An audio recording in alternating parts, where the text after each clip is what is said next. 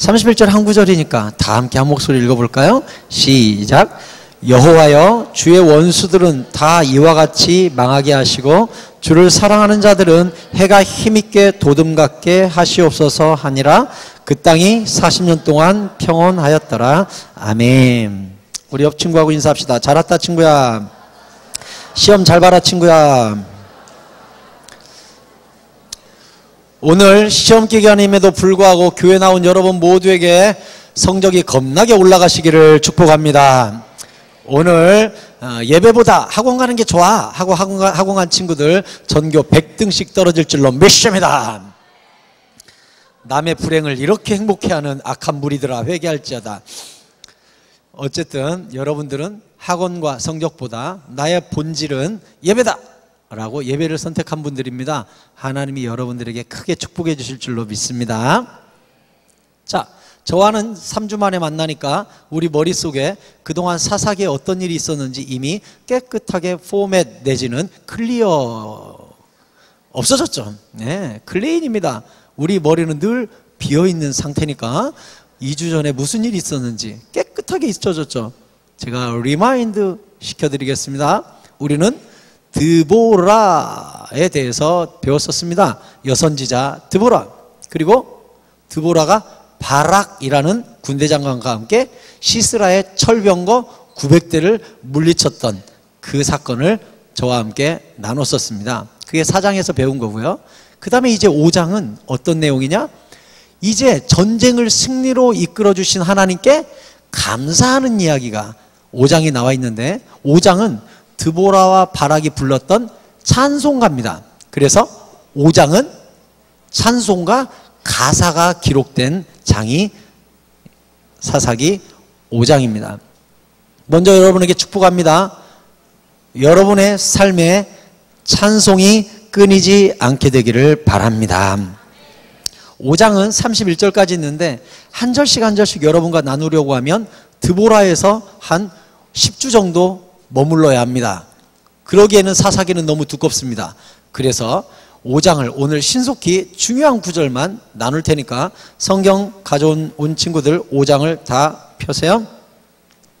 4절에 여호와여, 주께서 세일에서부터 나오시고 에돔 들로부터 진행하실 때 땅이 진동하고 하늘이 물을 내리고 구름도 물을 내렸나이다. 산들이 여호와 앞에 진동하니 저 신의 산도 이스라엘이 하나님 여호와 앞에서 진동하였도다. 무슨 얘기냐면요, 비가 내릴 시기도 아닌데 여호와 하나님께서 비를 내리셔서 700대의 철병거들이 바퀴가 빠져가지고 뻘에 처박혀서 전쟁을 못하도록 하나님이 비를 내리신 하나님을 찬양하고 있는 거예요. 하나님은 적군의 약점이 정확히 뭔지 알고 계십니다. 그리고 어떤 도움을 줘야 정확히 우리가 승리하는지도 정확히 아십니다. 여호와의 도우심은 굉장히 디테일하고 정확하다는 사실을 믿으시기 바랍니다. 그래서 우리가 구체적으로 찬양하고 구체적으로 기도할 수 있도록 하나님이 해주시는 거예요. 그래서 드보라와 바락도 비를 내려주신 하나님 하고 주님께 예배하고 구체적으로 그의 이름을 송축하고 있어요. 여러분, 우리가 하나님께 예배할 때 하나님 예배합니다, 찬양합니다, 주님 홀로 높임 받으소서 찬양하고 예배하죠. 그럼 주님은 궁금한 게 있어요. 뭘 예배하는데? 예배한다고요. 뭘 높이는데? 아이, 높인다고요. 그냥 받으시면 돼요, 당신은. 이게 아니에요. 하나님은 구체적인 찬송을 원하세요. 드보라는 비를 내려주신 하나님, 강을 범람케 하신 하나님, 철병거를 빠뜨려 주신 하나님, 디테일하게 하나님께 예배하고 찬양하고 고백하고 있어요. 우리의 기도도 마찬가지예요. 하나님 이렇게 도와주십시오. 찬양도 마찬가지예요. 이러이러한 일을 행하신 하나님 감사합니다. 여러분도 결혼해 보면 압니다. 20년 안에 여러분 다 시집장가 갈 거예요. 믿음이 적은 자여 갈 겁니다. 아멘 안 하는 사람 평생 노총각으로 노처녀로 굶어 죽어라. 여러분 시집장가 가시기 바랍니다. 그래도 꼴에 가고는 싶어가지고 다 아멘을 해요. 우리가 갑니다. 가면요, 우리 집사람이 그래요. 여보 저 사랑해요? 사랑하지. 그러면 뭘 사랑하는데요? 여보 나 좋아요? 좋지. 뭐가 좋은데요? 꼭 물어. 생각이 안 나. 내가 어디서 뭐가 좋지? 거기서 성격도 좋고 뭐 눈동자가 이쁘고 그 언제 다 읊고 있겠어. 하지만 우리가 결혼하고 사랑하는 사람이 생기면 나의 뭘 좋아하는지 뭘 사랑하는지 묻고 싶고 알고 싶거든요. 여러분 남친 여친이 있는 친구들 그렇잖아요. 그죠? 2명 남친 여친 2명 있습니다. 2명. 우리 하나님도 똑같아요. 예배합니다. 그러면 뭔데? 뭘 예배하는데? 주님의 친절하시며 주님의 사랑스러우시며 나를 구원해 주시며 나와 함께 해주시고 내 기도에 이렇게 응답하신 그거요.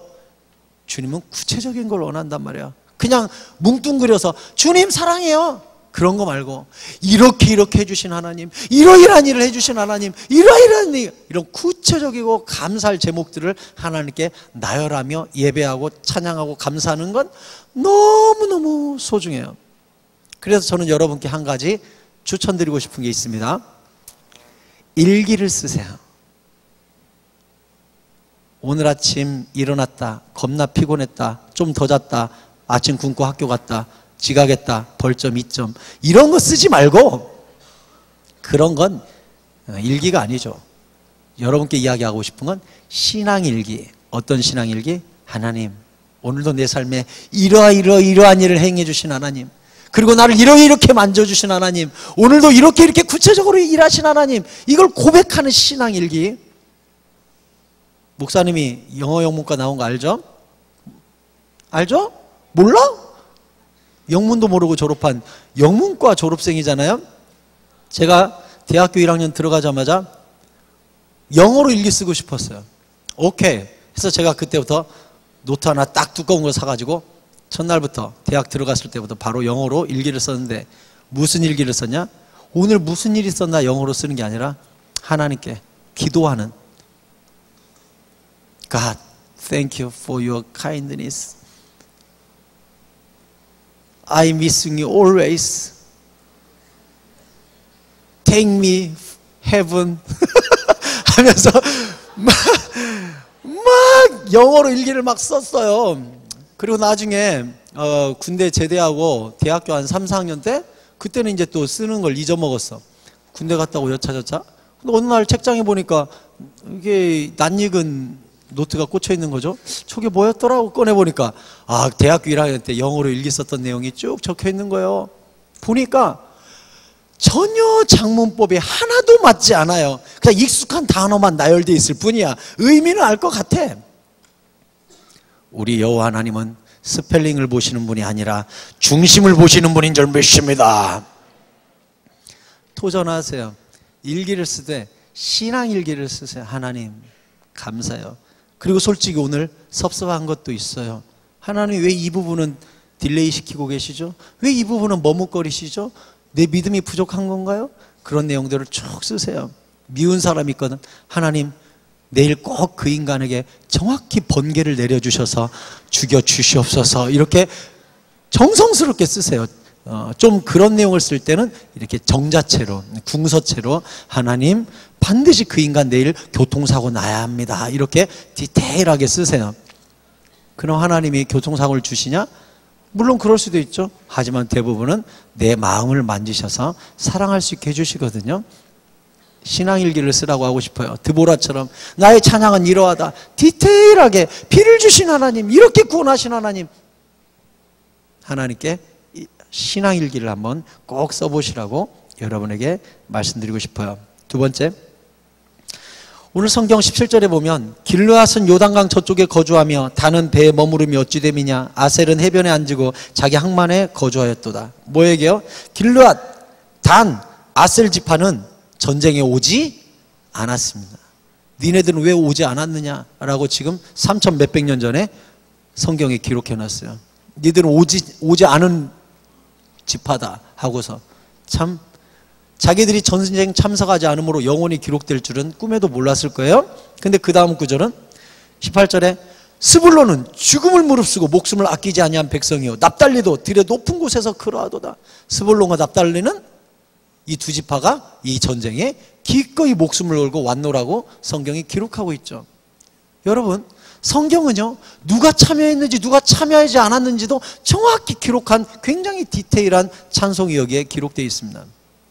여러분, 하나님께서 우리의 삶을 얼마나 디테일하게 기억하시고 기록하고 계실까요? 마태복음 12장 36절에 보면 내가 너희에게 이르노니 사람이 무슨 무익한 말을 하든지 심판날에 이에 대하여 신문을 받을 것이다. 네 말로 의롭다함을 받고 네 말로 정죄함을 받으리라.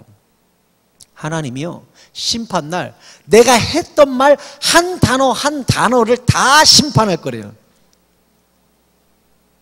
무섭지 않습니까?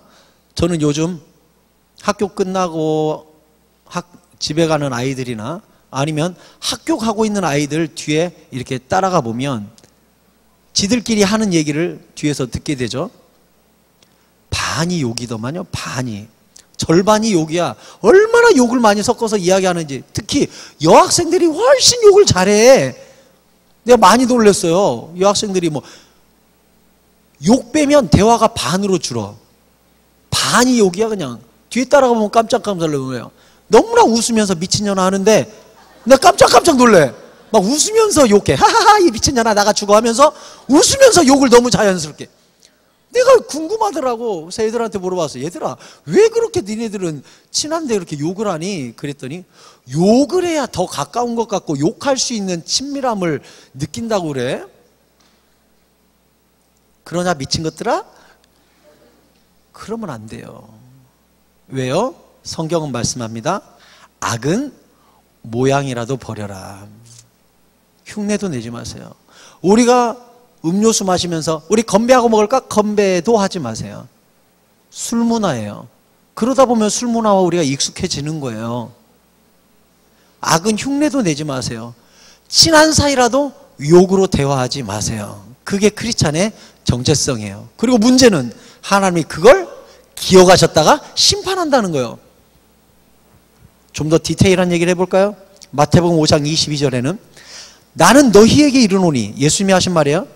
형제에게 노하는 자마다 심판을 받게 되고 형제를 대하여 라가라는 자는, 라가란 유태인의 욕입니다. 바보, 멍청이라는 뜻이거든요. 바보 멍청이라는 자는 공회에 잡혀가고 미련한 놈이라 하는 자는 지옥불에 들어가게 하되리라. 친구한테 이 아이 미련한 바보 멍청 같은 놈 하면 지옥 간다고 성경에 써놨어요. 물론 그런 말 이 성경 구절로 보자면 우리 모두 지옥에서 만나겠죠. 우리 친구들에게 야 이 미친놈아 바보야 멍청아 이런 소리 많이 하잖아요. 근데 예수님이 그 말하면 지옥 간다고 성경에 써놨어요. 무슨 얘기냐? 물론 우리가 장난으로 친밀함으로 하는 것 그것 때문에 지옥 가지는 않겠죠.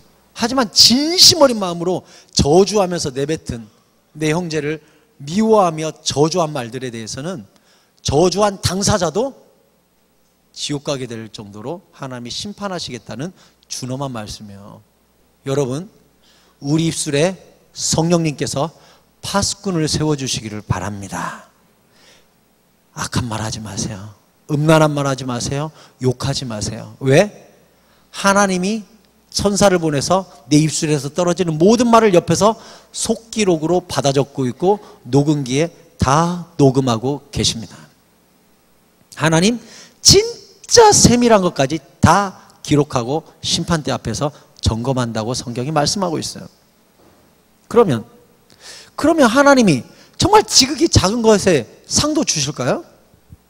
마태복음 10장 42절에 또 누구든지 제자의 이름으로 이 작은 자 중 하나에게 냉수 한 그릇이라도 주는 자는 내가 진실로 너희에게 이르노니 그 사람이 결단코 상을 잃지 아니하리라. 하나님이요 내 이웃에게 물 한 컵만 줘도 그것도 적어 놓겠대요. 승복이가 몇 월 며칠 날 누구에게 물 줬음. 여러분 중에 둘째, 셋째 있죠. 밥 먹는데 언니인지 오빠인지 형인지가 언니인지가 야 나 물 한 컵 갖다 줘. 네가 갖다 먹어 하지 말고 주세요. 하나님이 몇 월 며칠 점심 먹을 때 아무개가 언니에게 물 한 컵 갖다 줬음 기록하고 있습니다. 그리고 언니들이요 동생 것까지 갖다 주세요. 네 것만 떠먹지 말고. 왜? 하나님이 냉수 한 그릇 갖다 줬음 하고 기록하고 있다는 거예요.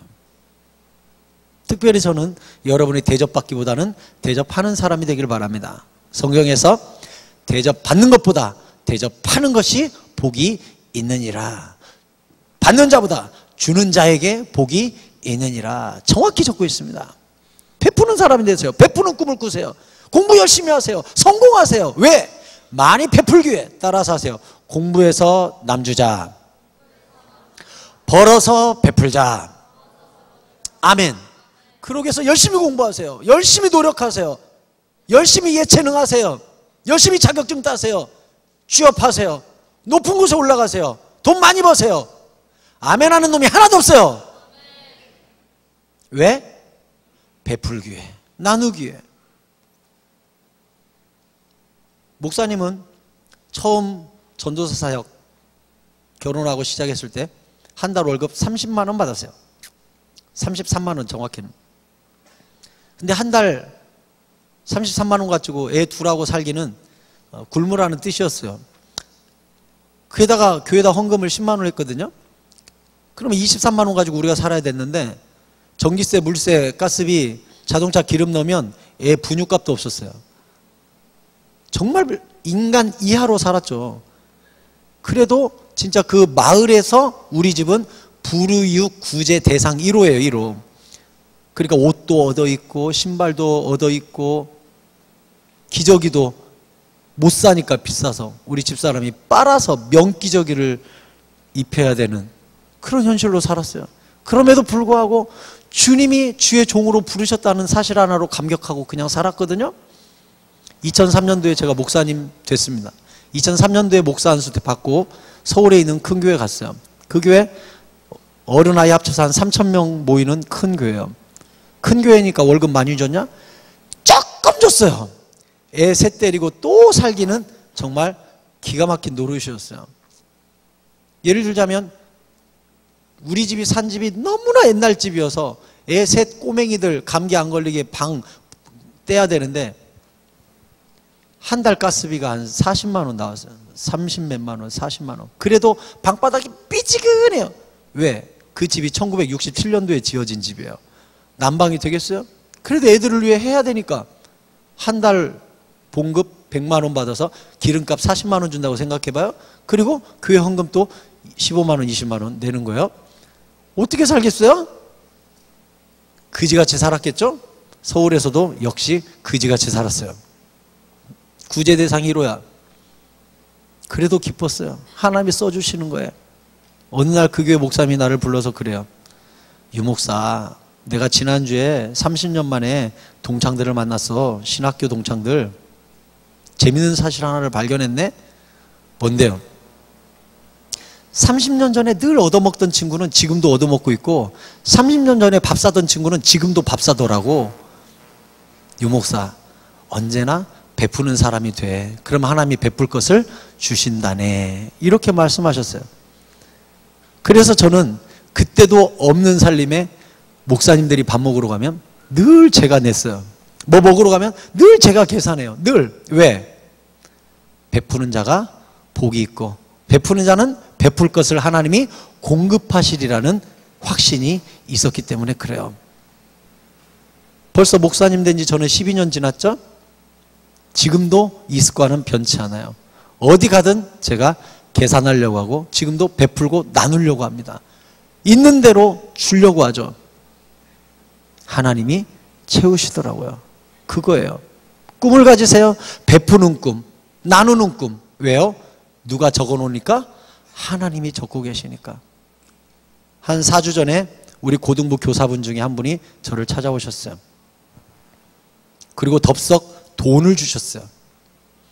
200만 원을. 선생님 왜 저한테 이런 돈을 주세요? 목사님, 우리 고등부 아이들 중에 혹시 학비 없어서 힘들어하는 친구 있으면 이걸로 학비 좀 내주세요. 장학금을 주신 거예요. 그럼 집사님 왜 갑자기 장학금 내실 생각을 했어요? 그랬더니 제가요 20몇 년 전이죠. 25년 전이죠 벌써. 그분 나이가 고등학교 다닐 때 어떤 모르는 사람이 내 학비를 대주셔서 내가 고등학교를 졸업했습니다. 그때 제가 작심한 게 있어요.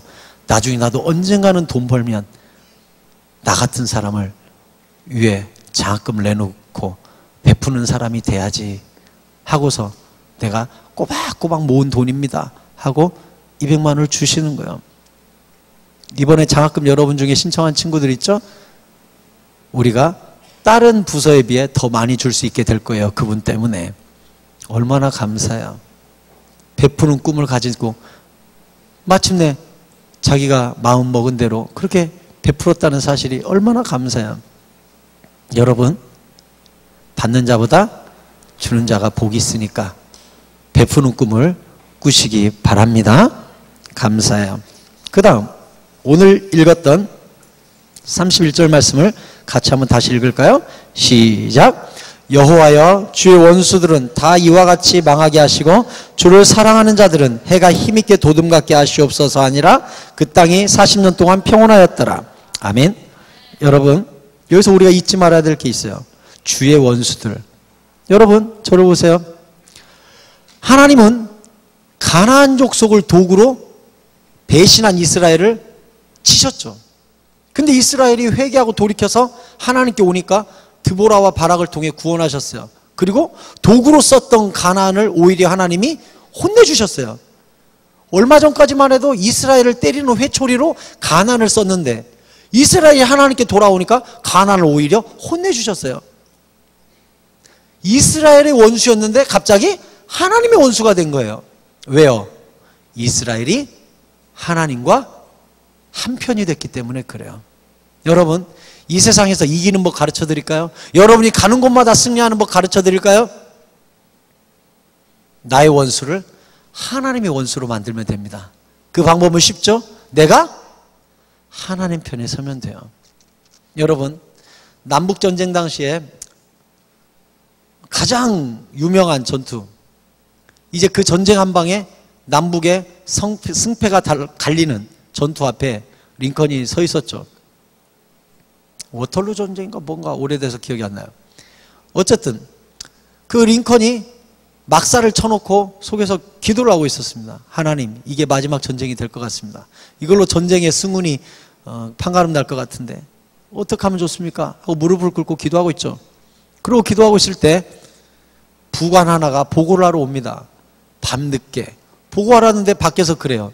지금 링컨께서 기도하고 계시니까 기도 끝날 때까지는 아무도 들어오지 말라 그랬습니다. 기다리십시오. 그래서 밖에 부관이 서 있죠. 이 전쟁 중에. 근데 안에서 불이 켜 있고 링컨이 기도하고 있는데 그 기도하는 그림자가 바깥으로 비치는 거예요. 무릎 꿇고 얼마나 간절히 기도하는지. 막사로 보이는 그 그림자를 바라보면서 부관이 기다리는데 4시간, 5시간 동안 기도하고 있는 거예요. 그리고 마침내 새벽 2, 3시쯤 되니까 기도가 끝났어요. 그러니까 보초가 들어가 보십시오. 들어갑니다. 링컨이 얼마나 힘쓰고 해서 기도했는지 몸에 땀과 눈물이 범벅이 된 채로 무릎을 펴고 서 있었습니다. 그때 부관이 그 모습을 보자 보고하고 싶은 생각보다 인사말로 건네고 싶은 말이 먼저 떠올랐어요. 뭐라고 했냐? 링컨이요, 하나님이 우리 편에 서주실까요? 하나님이 우리 편에 서주실까요? 기도했으니까 이제 하나님 우리 편인가요? 그때 링컨이 말합니다. 이보게, 하나님이 우리 편이냐 저쪽 편이냐가 중요한 게 아니라 내가 어느 편에 서 있는가가 중요하네. 우리가 하나님 편에 서 있다면 우린 반드시 이길 것이고 우리가 적의 편에 서 있다면 반드시 지게 될 거네.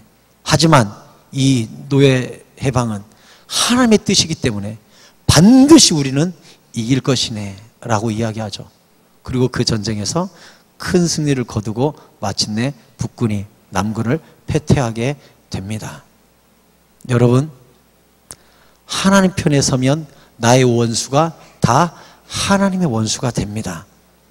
하나님을 사랑하세요. 그래서 31절에 이렇게 돼 있잖아요. 주를 사랑하는 자들은 해가 힘있게 도둠같게 하옵소서.